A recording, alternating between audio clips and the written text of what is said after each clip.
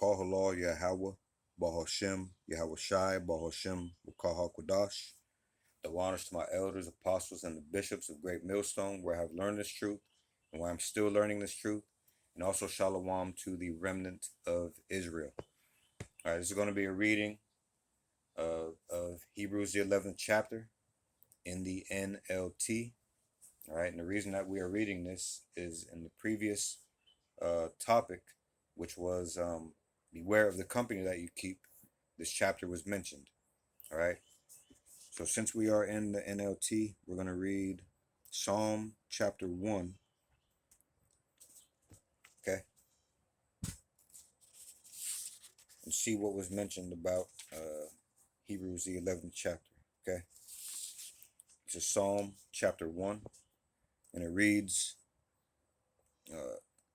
Oh, the joys of those who do not follow the advice of the wicked, or stand around with sinners, or join in with mockers, but they delight in the law of the Lord, meditating on it day and night. They are like trees planted along the riverbank, bearing fruit each season. Their leaves never wither, and they prosper in all they do. But not the wicked. They are like worthless chaff scattered by the wind. They will be condemned at the time of judgment.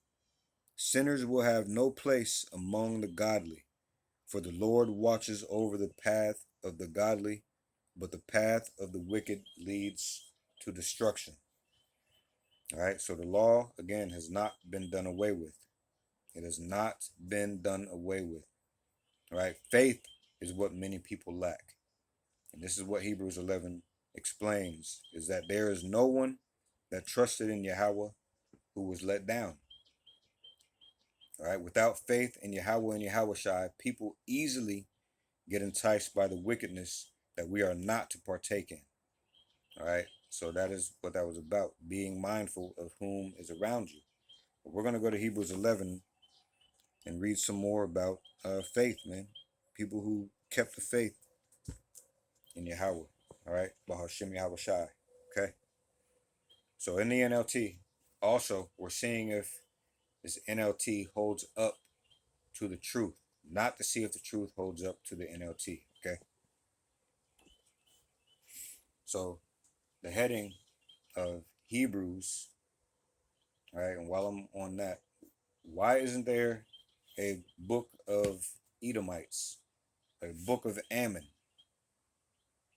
all right, or a book of Moab, a book of Edom? I already said that, all right. Why isn't there a book of Elam? Okay, Romans, Corinthians, Thessalonians, all right. These were all places that um, the Lord sent his men to go gather back in Israelites that were scattered among those people. All right. And Hebrews are who this is to. Hebrew Israelites. All right. Okay. Now, let's go Hebrews chapter 11. Hebrews chapter 11 in the NLT. All right. The heading says great examples of faith. All right. It says faith shows the reality of what we hope for. It is the evidence of things we cannot see.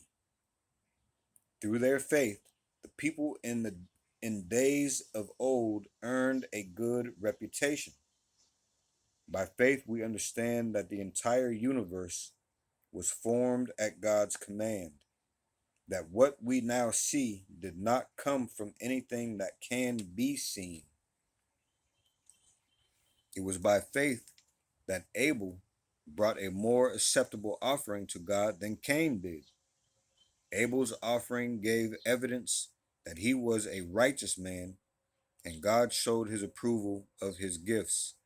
Although Abel was long dead, he still speaks to us by his example of faith. It was by faith that Enoch was taken up to heaven without dying. He disappeared because God took him. For before he was taken up, he was known as a person who pleased God, and it is impossible to please God without faith. Anyone who wants to come to him must believe that God exists and that he rewards those who sincerely seek him.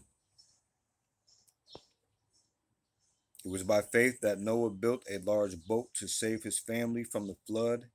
He obeyed God, who warned him about things that had never happened before. Rain, all right? By his faith, Noah condemned the rest of the world, and he received the righteousness that comes by faith.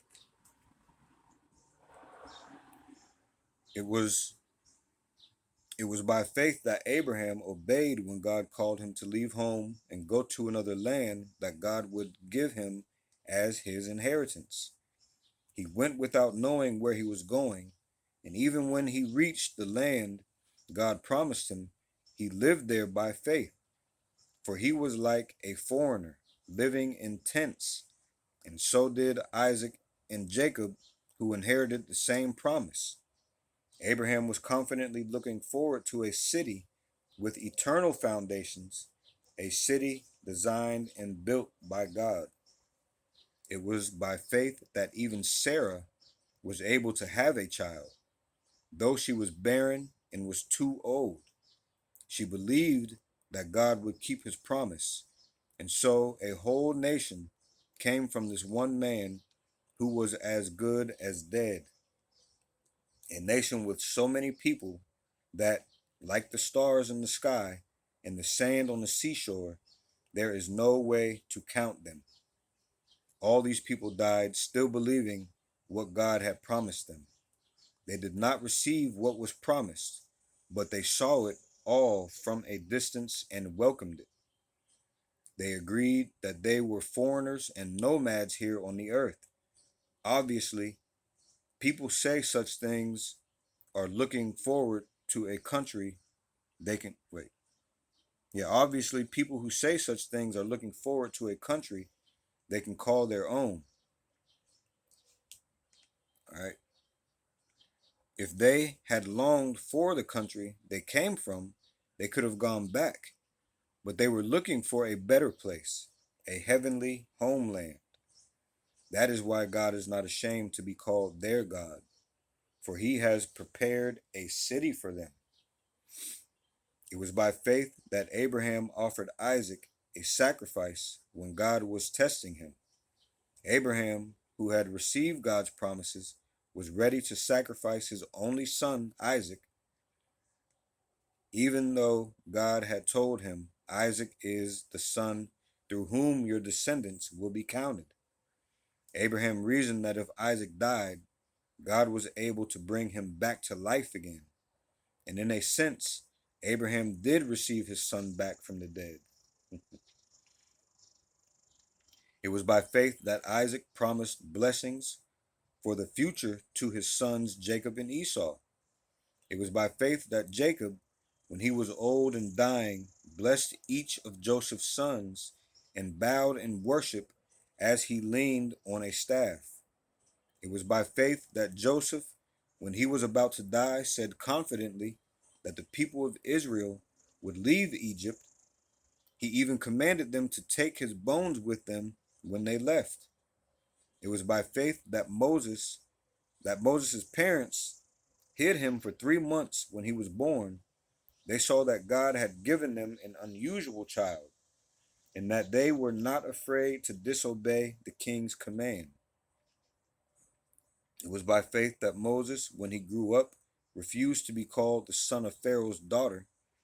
He chose to share the oppression of God's people instead of enjoying the fleeting pleasures of sin.